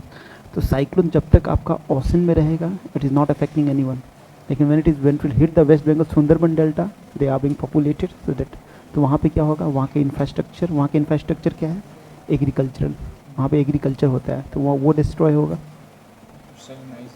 हाँ, वो सॉल्ट का जो है सेलिनाइजेशन होता है. जैसे अगर हम एम्फन फ्लड की बात करेंगे तो जो एम्फन साइक्लोन जो आया था तो वहाँ पे पूरा सॉल्ट का कंसंट्रेशन काफ़ी बढ़ चुका था, तो वहाँ पे राइस की कल्टीवेशन हम 2 साल तक नहीं कर पाए. केरला के हम लोग वहाँ से विटियाला राइस वहाँ पे ग्रो करते हैं कि विटिया इसके अंदर क्या कैपेसिटी है कि वो सॉल्ट को एब्जॉर्ब नहीं करता है, ठीक है ना। तो आपको उस तरीक़ा से लिखना पड़ेगा, तो वहाँ वल्नरेबिलिटीज़ जो है काफ़ी अधिक हैं। Similarly when you can see earthquake in Thar desert and ये, तो आपको पता होना चाहिए कि we have induced the earthquake in 1974 and in 1998 during Pokhran test 2, क्योंकि वहाँ पे क्या है कि वहाँ पे पॉपुलेशंस नहीं है, तो there to remain is hazard. लेकिन अगर हम बात करेंगे कि अर्थक्वेक अगर किसी भी heavily population density Delhi Mumbai में आता है, तो वहाँ पॉपुलेशन लॉसेज होंगे, ह्यूमन लाइफ लॉसेज होंगे, इंफ्रास्ट्रक्चर लॉस होंगे, और एनवायरमेंट जो वहाँ पे थोड़ा मोड़ा है वो भी आपका डिस्ट्रॉय हो जाएगा। That is how you have to, ठीक है ना, समझ में आ गया। डिफरेंस बताना है हजार्ड को, जैसे रिस्क है ना, risk equals to hazard into vulnerabilities, ठीक है ना। सो यहाँ पे आपको नेक्स्ट स्टेटमेंट लिखना पड़ेगा कि वल्नरेबिलिटीज अगर हाई होगा तो रिस्क हाई होगा, और रिस्क हाई होगा तो इसे क्या कहेंगे हम लोग, डिजास्टर कहेंगे। तो now will discuss the different vulnerabilities. तो वल्नरेबिलिटीज आप डिस्कस करना शुरू कर दीजिएगा, ठीक है ना।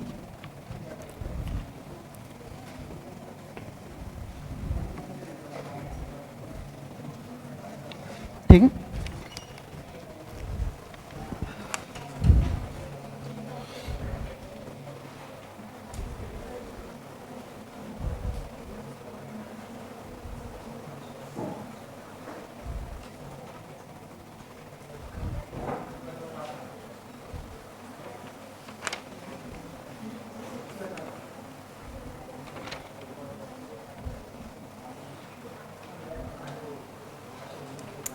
जब आपने यहाँ लिखा इको सेंसिटिव जोन एज पर कस्तूरी रंगन कमिटी, ठीक है, तो ये जब आपने ये लिख दिया इको सेंसिटिव जोन, तो इको सेंसिटिव जोन किसने किया था, कस्तूरी रंगन का, करगिल कमेटी। उससे पहले कस्तूरी रंगन था ना।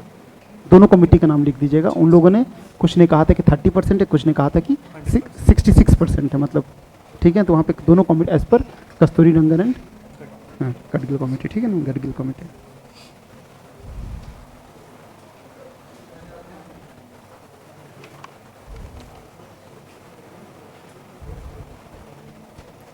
Jammu Valley where it is sparsely populated, ठीक है। So the various vulnerability that turn into hazardous for poverty. If poverty is very higher, so definitely what a normal hazard will get converted into disaster, because those populations do not have the capacity to build a resilient structure or to cope up from the disaster. आपने लेकिन यहाँ पे देखिए answers आपने बहुत सही लिखा है, लेकिन यू हैव खाली आपने यहाँ पे जो है different vulnerabilities infrastructure and the environment, ठीक है ना, थोड़ा इसको आप और बेहतर तौर पे प्रेजेंट कर सकते थे केस स्टडी से रिलेटेड। जैसे आपने यहाँ पे एक आप जम्मू वैली लिख लेते, देखिए आंसर सभी लिखते हैं, मैंने बोला ना आर्ट ऑफ आंसर राइटिंग।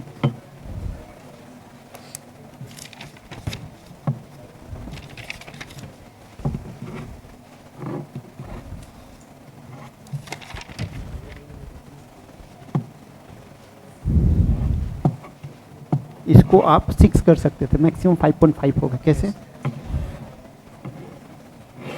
ठीक है। यहाँ पे आपने क्या लिखा, केरला का वैंडेड रीजन, यहाँ पे जम्मू वैली, ठीक है ना। यहाँ पे वल्नरेबिलिटीज, तो सबसे पहला क्या है वल्नरेबिलिटीज, पॉपुलेशन, डेमोग्राफिक डिविडेंड, ठीक है ना। तो यहाँ पे क्या है, डेमोग्राफिक डिविडेंड इज हाई, ठीक है ना। और यहाँ पे क्या होगा, डेमोग्राफिक डिविडेंड इज लो, ठीक है ना। यहाँ पे हजार्ड डिजास्टर, तो ये क्या हो गया आपका, यहाँ पे ये क्या हो जाएगा, ये तुम्हारा हजार्ड हो जाएगा बिकॉज ऑफ दिस, ये क्या हो जाएगा आपका डिजास्टर हो जाएगा। फिर आप सेकंड कोर्स करोगे इंफ्रास्ट्रक्चर, ठीक है। तो इंफ्रास्ट्रक्चर यहाँ पे काफ़ी ज़्यादा डैमेज होगा, यहाँ पे लो डैमेज होगा। फिर आप कोट करोगे एनवायरनमेंट, ठीक है ना। तो यहाँ पे ये जो है अर्थक्वेक भी जनरेट करेगा, अर्थक्वेक आपका लैंडस्लाइड्स भी जनरेट करेगा। तो यहाँ पे क्या होगा, एनवायरमेंटल लॉसेस काफ़ी ज़्यादा कम होंगे, यहाँ पे काफ़ी कम होंगे। इस तरीक़ा से फिर आप ओवरऑल लिख सकते हैं यहाँ पे, जहाँ पे वल्नरेबिलिटीज़ काफ़ी हाई होगी in terms of social environment capital, वो क्या होगा, any hazard will get converted into disaster. तो इसको आप इस तरीके से रिप्रेजेंट कीजिए, और यहाँ पे हो सके एक आप जो है डायग्राम ड्रॉ कर दीजिए, इंडिया का मैप ड्रॉ कर दीजिए। जो यहाँ पे आपने ड्रॉ किया ना, उसको यहाँ पे ड्रॉ कर दीजिए। तो यहाँ वल्नरेबिलिटीज़ हो गया, ये आपका एरिया आपने कोट कर दिया, यहाँ डिफरेंट वल्नरेबिलिटीज़, अब ब्रैकेट में आप जो है वो हजार्ड है कि डिजास्टर कोट कर रहे हैं, ठीक है ना। ये काफ़ी अच्छा रिप्रेजेंट करेगा, ठीक है।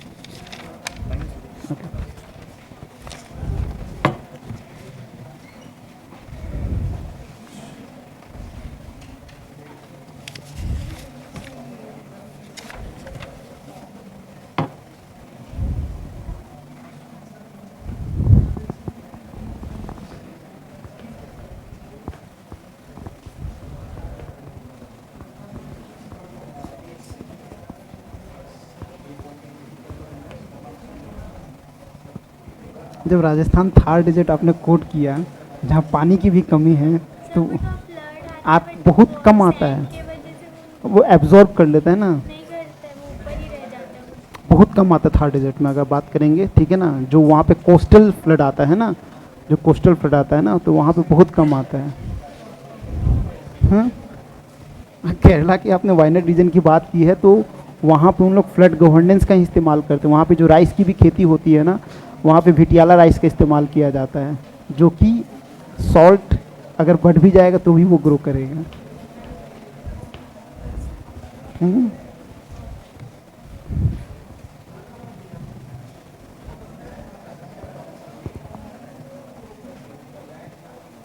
चलिए, अप्रोच आपका सही है, ठीक है।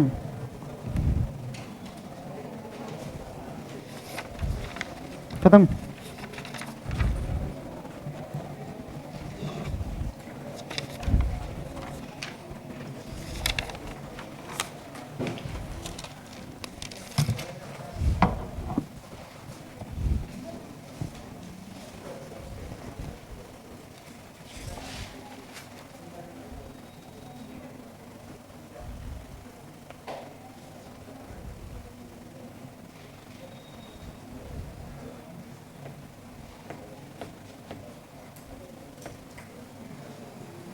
यहाँ पे आपने जैसे ये लिखा, ठीक है ना, ह्यूमन सोशल, डायरेक्ट इनडायरेक्ट, इससे बेहतर जो था ह्यूमन सोशल, सभी को पता है human social, no need to explain.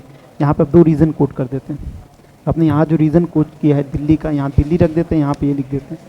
उस रीजन में लिखते हैं कि ह्यूमन सोशल, यहाँ पे जो है अगर सोशल फैक्टर की बात है, दिल्ली में सोशल फैक्टर काफ़ी हाई है, डेमोग्राफिक डिविडेंड काफ़ी हाई है, तो यहाँ पे लॉसेस काफ़ी कम होगा। इस पर्टिकुलर रीजन में क्या होगा, काफ़ी कम होगा।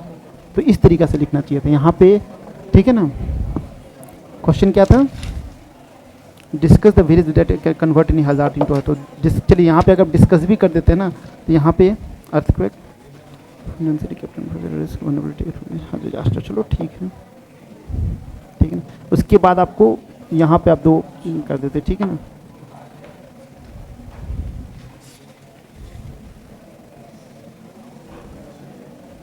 इन coastal areas they are vulnerable to landslides, in mountainous areas.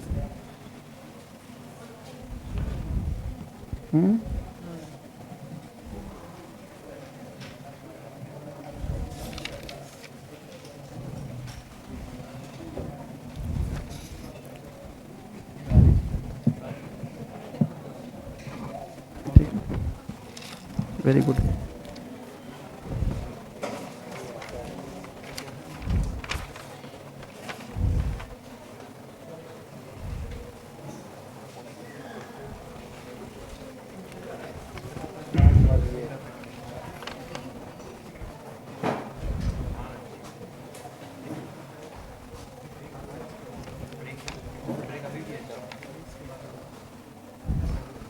यहाँ पे जो अर्थक्वेक इन थार की बात कर रहे थे, यहाँ पे डिफरेंट वल्नरेबिलिटीज़ लिखना चाहिए था, डिफरेंट वल्नरेबिलिटीज़ सब आपको, जैसे आपने लिखा है ना, पॉपुलेशन डेंसिटी काफ़ी लो है, इंफ्रास्ट्रक्चर इंडस्ट्रीज़ वहाँ पे काफ़ी लो है ना, एंड बिकॉज ऑफ दैट फिर वहाँ पे एनी हज़ार्ड हो। तो यहाँ पे आपको लिखना चाहिए वल्नरेबिलिटीज़, आपको मेंशन, वल्नरेबिलिटीज़ आपने कहाँ मेंशन किया है, वल्नरेबिलिटीज़ मेंशन करना चाहिए था, ठीक है ना।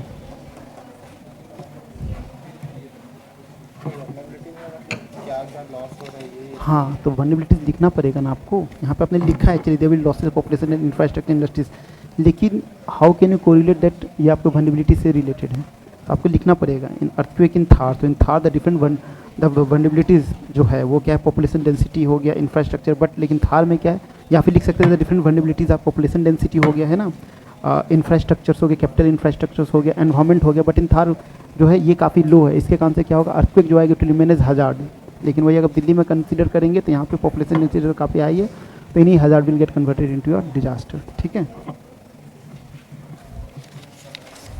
चलिए कोई बात नहीं, आपने अटेम्प्ट किया, वेरी गुड।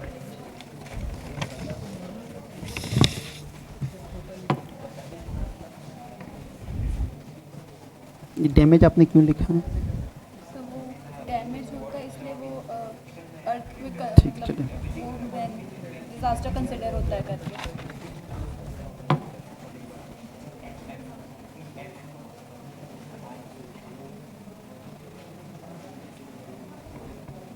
वेरी गुड, ठीक है ना। आपने यहाँ लिखा है ना, डिजर्ट एंड सिटी, ठीक है, on the basis of vulnerabilities कर देना चाहिए, ठीक है ना।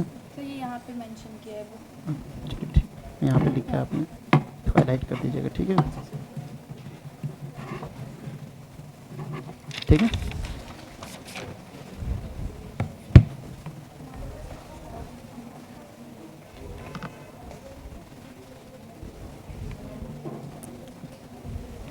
पॉपुलेशन आपने कोट किया, पॉपुलेशन है, इंफ्रास्ट्रक्चर है, उसके बाद एनवायरनमेंट है। सिर्फ मैंने पॉपुलेशन लिखा है सर, क्योंकि यहाँ पे नहीं तो इंफ्रास्ट्रक्चर तो नहीं लिखना चाहिए ना आपको। साइड में लिखा हूँ मैं, दिल्ली साइड में लिखा हूँ मैं सर, इंफ्रा। तो यहाँ पे जो वनरेबिलिटीज़ है उसमें सोशल वनरेबिलिटीज़ मतलब पॉपुलेशन हो गया, इंफ्रास्ट्रक्चर हो गया, एनवायरनमेंट, सभी चीज़ें आती है ना। तो यहाँ लिखना चाहिए था ना कि यहाँ पे पॉपुलेशन डेंसिटी, इस लिखिए ना, पॉपुलेशन यही लिखिए, डेंसिटी काफ़ी लो है, नो इंफ्रास्ट्रक्चर, नो इंफ्रास्ट्रक्चर है कि नहीं, एनवायरमेंटल लॉस जो होगा काफ़ी लो होगा। तो यहाँ पे क्या होगा, हज़ार्ड जो है, it because of low vulnerability it will remain as hazard, ठीक है ना। लेकिन दिल्ली की बात करेंगे तो वो फिर इसी तरीके से रिप्रेजेंट करना चाहिए, चारों फैक्टर्स को कोट करना चाहिए, ठीक है ना। सर आपने जो अप्रोच बताया था, रीजनल अप्रोच, हम्म। जगह नहीं था तो बीच में यहाँ पर दिया हूँ, साइड पे जगह नहीं था।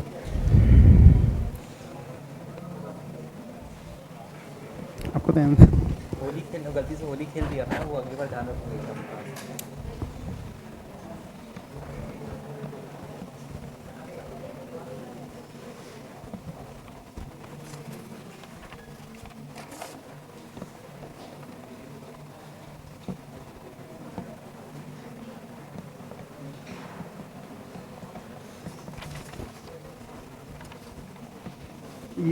ये आपने बनाया अभी, हाँ जस्ट अभी 1 मिनट, प्लीज सर, तो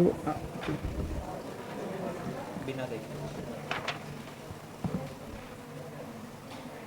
चलिए आपने अर्थक्वेक कहीं बनाया ना, हाँ तो यहाँ पे जब आप जोन की बात किए तो यहीं पे जोन पे आप रिप्रेजेंट कर देते कुछ, यहाँ पे जोन की जो बात की थी वो उसी अर्थक्वेक को आप जैसे मान के चलिए अर्थक्वेक है दिल्ली में आ रहा है, तो दिल्ली आपका Delhi high populated high, area, हाँ, तो यहाँ पे फोर्थ में आ रहा है, लेकिन यहाँ पे भी आप इसमें थर्ड में आ रहा है, थर्ड डिजिट की बात करेंगे। लेकिन यहाँ पॉपुलेशन डेंसिटी काफ़ी कम, इंफ्रास्ट्रक्चर का डेवलपमेंट नहीं है, एनवायरमेंट नहीं है, तो यहाँ पे क्या होगा, हज़ार्ड भी लिविंग हज़ार्ड। लेकिन यहाँ पे क्या है कि एक तो अर्थक्वेक 4 जो है पॉपुलेशन डेंसिटी है, इंफ्रास्ट्रक्चर, तो यहाँ पे क्या होगा, हज़ार्ड डिजिट कम देगा, यहीं पे रिप्रेजेंट कर देते हैं आप। अब यहाँ पे लिखे हैं, देखिए पहले यहाँ पे आपका सीक्वेंस, यहाँ पे भी लिखा आपने, फिर यहाँ पे भी लिखा केस स्टडीज, क्या ज़रूरत था आपको, समझ में आ रहा है ना, एक ही जगह लिखने की ज़रूरत है, ठीक है ना। मतलब एक ही चीज़ में सारे के सारे, हाँ, एक ही चीज़ में कोट कीजिए, फिर अलग अलग लिखने की ज़रूरत नहीं है, ठीक है ना। अब बेटर था कि आप इसी, जब आप वनरेबिलिटी प्रोफाइल यहाँ पे लिख देते, vulnerability profile of India with respect to earthquake, फिर इसी में आप केस स्टडी डिस्कस कर देते, ये एक, हाँ, तो यहाँ पे एक जो है through regional approach, Thar desert, seismic zone 3 Delhi seismic, तो यहाँ पे vulnerability profile earthquake intensity high, यहाँ पे earthquake intensity low, population density high, population density low, यहाँ पे हाँ दिल्ली में लो है लेकिन इंफ्रास्ट्रक्चर हाँ, तो फिर तो वो काफ़ी आंसर बेहतर दिखता है ना, यस तो सर, फिर इंटीग्रेट करना होगा, इंटीग्रेट कीजिए, ठीक है ना। इंटीग्रेट और होली कम चल रहा है।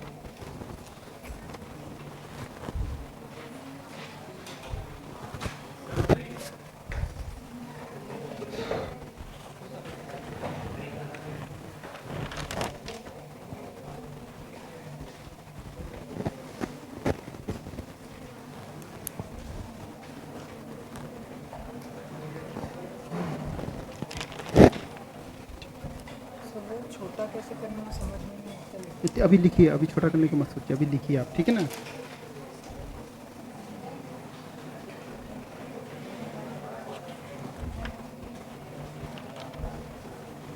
मैप से रिप्रेजेंट करते इसको आप, एक मैप बना के, ठीक है, सहारा वो कैसे ड्रॉ कर देते हैं आप यहाँ पे अफ्रीकन रीजन में, थर्ड डिजिट ले लेते हैं,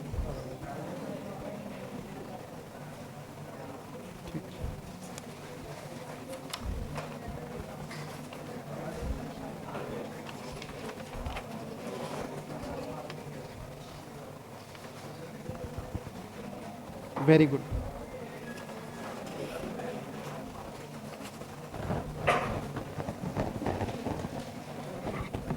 वेरी गुड। देखिए इनका मैंने आंसर चेक नहीं किया, फिर भी इनको सबसे मैंने हाईएस्ट मार्क दिया है।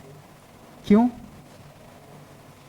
क्योंकि इन्होंने एक सिंपल सा हजार्ड और डिजास्टर जो है, इन्होंने जो एग्जाम्पल कोट किया hazard with respect to Antarctica,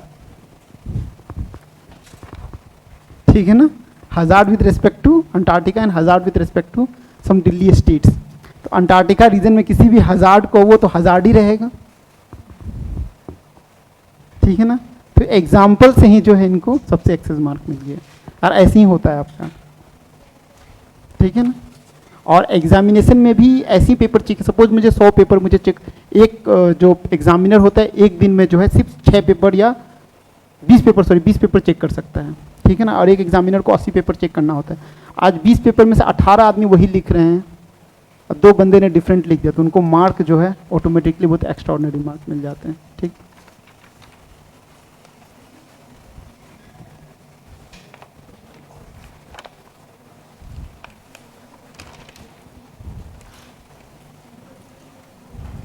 आपने, आपकी पहली क्लास है ना आज? ओके। सो आपने डिजास्टर का डेफिनेशन तो सही लिखा था, यहाँ पे वेरियस वनरेबिलिटीज़ बताना था, और वनरेबिलिटीज़ को कोट करके हज़ार डिजास्टर में कब कोट होगा। तो आपने डिजास्टर बताया, वनरेबिलिटीज़ बताया, और different vulnerabilities profile of India बताया, लेकिन हज़ार वनरेबिलिटी में कैसे कन्वर्ट होगा वो नहीं बताया। हाँ चलिए कोई बात नहीं, आपने पहला अटेम्प्ट किया, वेरी गुड, ठीक है ना। चलिए will have break for 10 minutes.